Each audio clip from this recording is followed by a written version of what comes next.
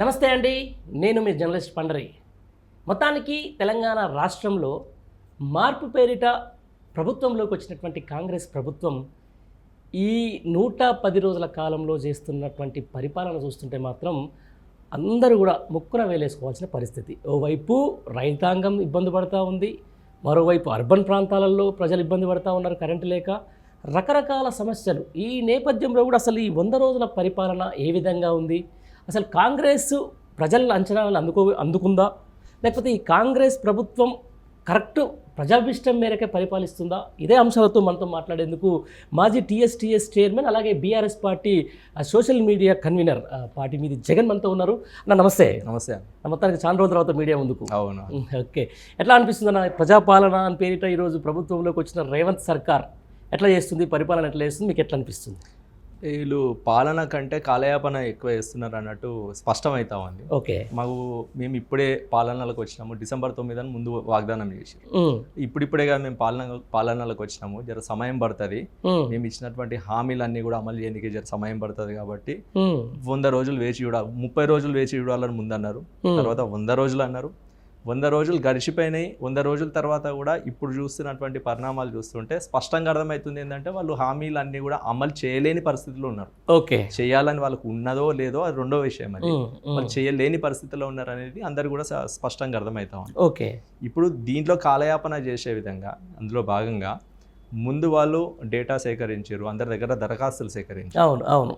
తెలంగాణ రాష్ట్రం అనేది మన భారతదేశంలోనే ఈ గవర్నెన్స్లో ద నంబర్ 1 స్టేట్. ఓకే, 2022లో నేషనల్ ఈ గవర్నెన్స్ కాన్ఫరెన్స్ లో కేంద్ర సైన్స్ అండ్ టెక్నాలజీ శాఖ మంత్రి నరేందర్ సింగ్ గారు వచ్చి కేసీఆర్ గారు తీసుకున్నటువంటి అన్ని టెక్నాలజీ ద్వారా ఎలక్ట్రానిక్ పరిపాలన ఏ విధంగా అమలు చేయాలి, అదేవిధంగా పరిపాలనా సౌలభ్యం కోసం ప్రజలందరికీ కూడా ఆన్లైన్ సేవలు అందించేందుకు ఏ విధమైన చర్యలు తీసుకోవాలి, ఎట్లాంటి కొత్త పథకాలను కూడా అమలు చేయాలనే దాని మీద వారు దృష్టి పెట్టారు. కేసీఆర్ గారి ఆలోచన విధానాన్ని కేంద్ర ప్రభుత్వం కూడా ప్రశంసించింది. నేషనల్ ఈ గవర్నెన్స్ కాన్ఫరెన్స్లో మన తెలంగాణ రాష్ట్రాన్ని దేశంలోనే ద నంబర్ 1 స్టేట్ ఇన్ ఈ గవర్నెన్స్గా వాళ్ళు సర్టిఫై చేయడం జరిగింది. అట్లాంటి రాష్ట్రం. అదే కాకుండా మన తెలంగాణ రాష్ట్రం కేసీఆర్ గారు ముఖ్యమంత్రిగా ఉన్నప్పుడు ఈస్టోనియా అని ఒక దేశం ఉంటుంది. ఈస్టోనియా అనే దేశం it is considered as a pioneer in e governance. ప్రపంచంలో ఎలక్ట్రానిక్ పరిపాలన అందించే అత్యుత్తమైన దేశంగా ఈరోజు గుర్తించారు దాన్ని. ఈస్టోనియా అనే దేశంలో అక్కడ ఉన్నటువంటి పౌరులు కేవలం 2 కారణాలతోని వాళ్ళు అక్కడికి ఏదైనా ప్రభుత్వ కార్యాలయాలకి వెళ్లాల్సినటువంటి పరిస్థితులు ఉంటాయి. ఒకటి మ్యారేజ్ రిజిస్ట్రేషన్ చేసినప్పుడు, రెండవది while registering any immovable property land registration అప్పుడు. ఈ 2 కారణాలు తప్ప మిగతా ఏ కారణం చేత వాళ్ళు అక్కడికి ప్రభుత్వ కార్యాలయాలకు వెళ్ళాల్సినటువంటి అవసరం లేదు. సో అట్లాంటి దేశంతో ఈరోజు తెలంగాణ ప్రభుత్వం కేసీఆర్ గారు ముఖ్యమంత్రిగా ఉన్నప్పుడు వారు మన ప్రభుత్వం వాళ్ళతోని MOUని సైన్ చేయడం జరిగింది. అట్లాంటి అత్యుత్తమమైన ఈ గవర్నెన్స్ని మన రాష్ట్రంలో కూడా అమలు చేయాలనేటువంటి ఉద్దేశంతో ఆ టెక్నాలజీ అందిపుచ్చుకునే అందులో భాగంగా మనం వాళ్ళతో MOU సైన్ చేయడం జరిగింది. అట్లాంటి ఎలక్ట్రానిక్ పరిపాలన సౌలభ్యం కోసం ఇన్ని ఇనిషియేషన్ తీసుకున్నటువంటి మన తెలంగాణ రాష్ట్రంలో వాళ్ళు దరఖాస్తులు తీసుకోవాలంటే ఈరోజు మాన్యువల్ పద్ధతిలో 1970s 1980s తీసుకున్నట్టు మాన్యువల్ పద్ధతిలో ఈరోజు వాళ్ళందరూ కూడా దరఖాస్తులు తీసుకోవడం జరిగింది. కొన్ని కోట్ల సంఖ్యలో వచ్చినాయని చెప్పి వాళ్ళే నివేదిక ఇవ్వడం జరిగింది. ఈరోజు మొన్న ఒక వారం కింద మనం ఒక పత్రికలో చదివినాం, 40 లక్షల దరఖాస్తులు ఎక్కడ పోయినా కూడా తెలియనటువంటి పరిస్థితులు ఇలా ఉన్నాయని చెప్పి కనపడుతున్నాయి కదా. ఇక్కడికి 2 కిలోమీటర్ల దూరంలో మన బాలనగర్ ఫ్లైఓవర్ మీద చెల్లా చెదరుగా పడి ఉండడం మనం కూడా చూసినాం. అదేవిధంగా ఈరోజు సేకరించినటువంటి అన్ని దరఖాస్తులని ప్రభుత్వం థర్డ్ పార్టీ ఏజెన్సీలకి ఇవ్వడం జరిగింది. వాటిని ఆన్లైనీకరించారు, అందులో భాగంగా వాళ్ళకి ఇవ్వడం జరిగింది. ఆ థర్డ్ పార్టీ ఏజెన్సీలు 4th పార్టీలకు ఇవ్వడం జరిగింది. ఇది స్టూడెంట్స్కి కావచ్చు, రోడ్ మీద కనిపిస్తున్న ఎవరికి పడితే వాళ్ళకి ఇచ్చి ఈ దరఖాస్తులన్నీ కూడా ఆన్లైన్లో చేయండి, మీ మొబైల్ ఫోన్ల ద్వారా ఆన్లైన్లో మీరు వీటిని నింపండి అని చెప్పి వాళ్ళకి ఇవ్వడం జరిగింది. ఈ దరఖాస్తులు ఎక్కడ పోయినాయి? వాళ్ళు సేకరించినటువంటి దరఖాస్తులన్నీ కూడా చెల్లా చెదురుగా ఎక్కడ పడితే అక్కడ పడ్డం చూసినాము. ఇవన్నీ కూడా ఇంత సమగ్రంగా ఇవన్నీ లేనప్పుడు వాళ్ళు ఏ విధంగా ఈ 6 హామీలను కావచ్చు, లేకపోతే 420 హామీలను కావచ్చు, ఏ విధంగా వాళ్ళు అమలు చేస్తారు?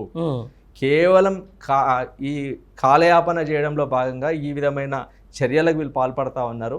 ఈరోజు స్పష్టంగా అర్థమైపోయింది. 100 రోజులు గడిచిపోయింది. ఈరోజు ఈ ప్రభుత్వం వాళ్ళు ఎలక్షన్ టైంలో వాళ్ళు ఇచ్చినటువంటి హామీలన్నీ కూడా అమలు చేయలేని ఒక విఫలమైన ప్రభుత్వంగా ఈరోజు వాళ్ళందరూ కూడా ప్రజలకందరూ కూడా స్పష్టంగా అర్థమవుతుంది. ఇదే చెప్తున్నాను మరి బేసికల్గా ఏంటంటే వాళ్ళు ప్రజాపాలన పేరిట మేము కూడా మంగళవారం వెళ్తా ఉన్నాం, శుక్రవారం కూడా అసలు ఏమనుకుంటున్నారు జనాలు, ఏ విధంగా వాళ్ళు వాళ్ళ ప్రభుత్వానికి దరఖాస్తు చేసుకుంటారు దాని మీద మేము పోయినప్పుడు కూడా చాలా మటుకు ఏమంటున్నారంటే మేము మొదటిసారి వచ్చినాము, దరఖాస్తు ఇచ్చినాము, అది వచ్చిన తర్వాత ఇప్పుడు అసలు కేసు అవుతుంది మా మీద, ఇది ఏమంటారు సమస్యల పరిష్కారం కోసం కాదు ఈ ప్రజాపాలనలో తీసుకున్నటువంటి దరఖాస్తులు, అసలు సమస్యలు ఏమున్నాయి, ఎక్కడ అధికారులకు ఒక అవకాశం కల్పించాలని చెప్పేసి కూడా ప్రజలు చెప్తున్న పరిస్థితి. ఇది నిజంగా మీరు అన్నారు 75 ఏళ్ల కింద ఎట్లయితుందో ఇప్పుడు మళ్ళీ ఆఫ్లైన్లోకి వచ్చినాం, ఆన్లైన్ కాలంలో నుంచి అలా ఆఫ్లైన్ అక్కడికి వచ్చేసినాం, కేవలం వాళ్ళిద్దరు ఫోటోలు ప్రతి ఇంటికి చేయాలన్న ఉద్దేశంతో వాళ్ళు ఫ్రీగా ఇచ్చినని చెప్పేసి కూడా ఎంత జరిగిందో మనం చూసినాం. నిజంగా ఈ ప్రజాపాలనలో తీసుకున్నటువంటి దరఖాస్తుల పరిష్కారం అయినట్టుగా మీ దృష్టికి ఎవరన్నా వచ్చిందా, ఎవరన్నా చెప్పిండ్రా? లేదండి, క్లియర్ కట్గా మనకు అర్థమవుతుంది. ఇప్పుడు ఎవరో రోడ్ మీద కనిపించినటువంటి ఎవరికి పడితే వాడికి దరఖాస్తులను ఇచ్చి మొబైల్ ఫోన్ల ద్వారా దాన్ని ఆన్లైన్ చేయాలని వాళ్ళకి చెప్పే బదులు అదేదో సౌకర్యం పౌరులకే ఇవ్వచ్చు కదా. ఇప్పుడు ఈ గవర్నెన్స్ ఎట్లయితే ఉన్నదో ప్రభుత్వంలో గవర్నెన్స్ కూడా అట్లనే ఉన్నాయి. కేసీఆర్ గారి ప్రభుత్వంలో నీకు గవర్నెన్స్లో భాగంగా మొబైల్ గవర్నెన్స్లో భాగంగా వాలెట్ ఉంది, యాప్ ఫోలియో ఉంది. మన రాష్ట్రంలో 4900 మీ సేవా సెంటర్లు ఉన్నాయి. రోజుకి 4900 మీ సేవా సెంటర్ల ద్వారా రోజుకి 2 లక్షల మంది పౌరులకి ఆన్లైన్ సేవలు అందిస్తూ ఉన్నాము. ఇంత అద్భుతమైన వ్యవస్థ ఉన్న తర్వాత కూడా ఇట్లాంటి ఫిజికల్గా ఇట్లాంటి మాన్యువల్గా ఇట్లాంటి దరఖాస్తులు తీసుకోవాల్సినటువంటి అవసరం ఏమున్నది? ఇది విఫలమైంది. ఇది అందరికీ కూడా క్లియర్ కట్గా అర్థమవుతుంది. దీని నుంచి దృష్టి మరల్చడానికి భాగంగా ఈరోజు ఒక ప్రోపగాండాకి ఈరోజు ఈ ప్రభుత్వం కానీ ప్రభుత్వంలో ఉన్నటువంటి నాయకులు కానీ వాళ్ళందరూ కూడా ఈరోజు పాల్పడుతూ ఉన్నారు. అది ఏ విధంగా అంటే గత ప్రభుత్వంలో ఈ తప్పులు జరిగిపోయినాయి, ఆ తప్పులు జరిగిపోయినాయి, ఈ దేశంలో జరిగినటువంటి అన్ని వైపరీత్యాలకు గత ప్రభుత్వం చేసినవే కారణం అని చెప్పి ఈరోజు వాళ్ళు చూపించేటువంటి ప్రయత్నం చేస్తూ ఉన్నారు. ఎట్లా చేస్తూ ఉన్నారు? ఒక 100 యూట్యూబ్ ఛానళ్ళని మాట్లాడుకున్నారు. ఆ యూట్యూబ్ ఛానళ్ళకి ఎవడు లీకులు ఇస్తున్నారో, ఎక్కడికి వెళ్ళి సమాచారం వస్తుందో, ఈరోజు ప్రభుత్వం చేస్తున్నటువంటి ఏ ఒక్క ఎంక్వైరీకి సంబంధించినటువంటి వివరాలు కూడా ఏ అధికారి వచ్చి నీకు ప్రెస్ మీట్ పెట్టో లేకపోతే పబ్లిక్ గానీ ఎక్కడ కూడా అనౌన్స్ చేయరు. చేయకపోయినా కూడా ఆ వివరాలన్నీ కూడా ఈ యూట్యూబ్ ఛానళ్ళకి తెలుస్తున్నాయి. ఎట్లా తెలుస్తా ఉన్నాయి? లీక్స్ ఇస్తా ఉన్నారు. సరే మేము లీక్స్ ఇస్తలేమని వాళ్ళు చెప్తుండొచ్చు. లీక్స్ ఇవ్వకపోతే ఇట్లాంటి సమాచారాన్ని ప్రభుత్వం చేస్తున్నటువంటి ఎంక్వైరీకి సంబంధించినటువంటి సమాచారాన్ని, ఇట్లాంటి సమాచారాన్ని, లేనిపోని సమాచారాన్ని ఇట్లా వీళ్ళు టెలికాస్ట్ చేస్తున్నందుకు వీళ్ళ మీద చర్యలు తీసుకోవాలి కదా. మీరు చర్యలు తీసుకుంటలేరంటే వాళ్ళని ఎంకరేజ్ చేస్తున్నది వాళ్ళు. ఇట్లాంటి న్యూస్లని, ఇట్లాంటి ప్రోపగాండాని ఇట్లా పబ్లిక్లో ప్రజలని ఒక ట్రాన్స్లోకి తీసుకెళ్లేటువంటి ప్రయత్నం చేసుకుంటా, ఇట్లాంటి యూట్యూబ్ ఛానళ్ళని వాడుకుంటా, ఇట్లాంటి ప్రోపగాండాని క్రియేట్ చేసి ఈరోజు ప్రజల నుంచి వాళ్ళ విఫల ప్రభుత్వం యొక్క దృష్టి మరల్చేటువంటి ప్రయత్నం చేస్తూ ఉన్నారు. మనం గతంలో చూసినాం, 2వ ప్రపంచ యుద్ధంలో జర్మన్ ఛాన్సలర్ అడాల్ఫ్ హిట్లర్ ఉండే. హిట్లర్ మంత్రివర్గంలో జోసెఫ్ గోబెల్స్ అని ఒక మంత్రి ఉండే. గోబెల్స్ అంటేనే మనం అర్థం చేసుకోవచ్చు ఇప్పటికి. ఆయన మంత్రిత్వ శాఖ పేరే propaganda, minister for propaganda. Propaganda minister. Propaganda అంటే ఏంది? రూమర్లు క్రియేట్ చేయడము, పబ్లిక్ని ఒక ట్రాన్స్లో నెట్టేయడము, ఆ ట్రాన్స్లో నుంచి పబ్లిక్ బయటికి వచ్చి వాళ్ళు ఆలోచించుకోలేనటువంటి పరిస్థితులు కల్పించడమే ఈ జోసెఫ్ గోబెల్స్ చేసేటువంటి పని. జోసెఫ్ గోబెల్స్ ప్రోపగాండా ప్రిన్సిపల్ అని ఒకటి ఉంటుంది. గోబెల్స్ ప్రోపగాండా ప్రిన్సిపల్ ఏంటంటే ఒకటే అబద్ధాన్ని 100 సార్లు చెప్పి ఆ పబ్లిక్కి 100 సార్లు చెప్పి ఇదే నిజమని చెప్పి నమ్మించే ప్రయత్నం చేయడమే Goebbels propaganda principle. Joseph Goebbels అనే మహాశయుడు ఈ ప్రిన్సిపల్ని ప్రతిపాదించిండు. జర్మన్ ప్రజల మీద ఆయన దీన్ని ప్రయోగించిండు. చివరికి 1945లో జర్మనీ చిత్తుగా ఓడిపోయిన తర్వాత వాళ్ళు ముఖాలు చూపించుకోలేక వాళ్ళు అప్పటిదాకా చేసినటువంటి ప్రోపగాండా మొత్తం కూడా జర్మన్ ప్రజలు చీకొట్టేటువంటి పరిస్థితులు వచ్చినాయి. ఈరోజు ఈ ప్రభుత్వం కూడా అదే పని చేస్తూ ఉన్నది. పూర్తిగా విఫలమైనటువంటి ఈ ప్రభుత్వం అటు రైతాంగానికి కావచ్చు, ఇటు పౌరులకు కావచ్చు, ఏ విధమైన సంక్షేమం కానీ అభివృద్ధి కానీ ఇయ్యలేనటువంటి ప్రభుత్వం ఈ ప్రోపగాండాని సృష్టించి వాళ్ళ ప్రభుత్వం విఫలమైందనేటువంటి ఆ మాట నుంచి ప్రజల దృష్టి మరల్చే ప్రయత్నం చేస్తూ ఉన్నారు. ఒకటే అబద్ధాన్ని, ఒకటే రూమర్ని ఈ 100 ఛానళ్ళ ద్వారా 1000 సార్లు ప్రజలకి చేరేటువంటి ప్రయత్నం చేస్తూ ఉన్నారు. ప్రజలు వింటున్నది, చూస్తున్నది వాళ్ళు ఇదే నిజమని చెప్పి నమ్మించే ప్రయత్నం చేస్తూ ఉన్నారు. వాళ్ళు ఇచ్చినటువంటి తప్పుడు వాగ్దానాలని అమలు చేయకపోగా, వాళ్ళు విఫలమైంది అని చెప్పి వాళ్ళు ఒప్పుకోకపోగా ప్రజలని మళ్ళొకసారి ఇట్లాంటి ప్రొపగాండాతోని మోసం చేసే ప్రయత్నం చేస్తారు. ఈరోజు తెలంగాణ ప్రజలు చాలా చైతన్యవంతమైన ప్రజలు. తెలంగాణ రాష్ట్ర ఏర్పాటు ఉద్యమంలో కేసీఆర్ గారి నాయకత్వంలో తెలంగాణ ప్రజలు, అన్ని వర్గాల ప్రజలందరూ కూడా చాలా చైతన్యవంతులైనారు.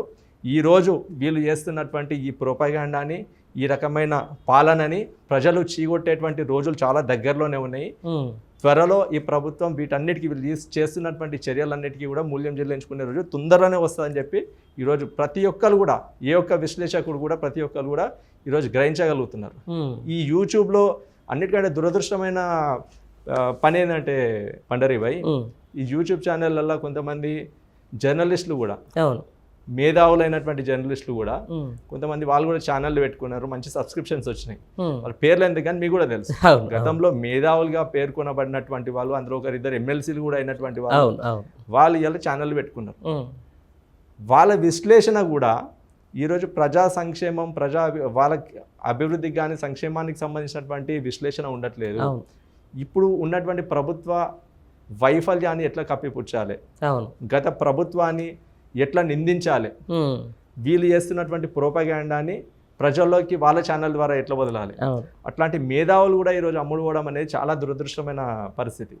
కానీ మేధావులు కూడా వాళ్ళ చివరి దశల్లో, ఈరోజు ఒక్కొక్కరికి 60 ఏళ్ళు 70 ఏళ్ళు ఉన్నటువంటి ఇట్లాంటి వయసులో కూడా వాళ్ళు ప్రభుత్వాలకు అమ్ముడు పోయి, విఫలమైన ప్రభుత్వానికి అమ్ముడు పోయి, గతంలో జరిగినటువంటి అభివృద్ధిని కూడా జరగలేదు అని చెప్పేటువంటి ప్రయత్నాలు చేస్తూ ఉన్నారు. ప్రభుత్వమే ఎంకరేజ్ చేస్తున్నటువంటి ఈ యూట్యూబ్ ఛానళ్ళ ఏదైతే ఆ ప్రొపగాండా ఉందో దాన్ని కూడా వీళ్ళ ద్వారా, మేధావుల నోటి ద్వారా కూడా ప్రజలకు తీసుకెళ్లేటువంటి పరిస్థితి చాలా దురదృష్టమైనది. సో దీన్ని ఎవరు కూడా సమర్థించవద్దు. వాళ్ళు కూడా ఒకసారి ఆలోచించుకోవాలి అని చెప్పి అందరు కూడా అనుకుంటా ఉన్నారు. ఎందుకంటే వాళ్ళ క్రెడిబిలిటీ కోల్పోతా ఉన్నారు. వాళ్ళు దశాబ్దాలుగా వాళ్ళు సమాజంలో వాళ్ళు నిర్మించుకున్నటువంటి ఒక పేరు ప్రతిష్ట కావచ్చు, వాళ్ళు ఎన్నో సూచనలు ఇచ్చారు గత ప్రభుత్వాలకి. అట్లాంటి మేధావులు కూడా ఈ స్థాయికి దిగజారి వాళ్ళ పేరుని వాళ్ళు ఖరాబ్ చేసుకుంటా ఉన్నారు. కాబట్టి వాళ్ళు కూడా ఒకసారి పునరాలోచించాలని చెప్పి ఈ సందర్భంగా మీ ద్వారా వాళ్ళకి తెలియజేస్తాం.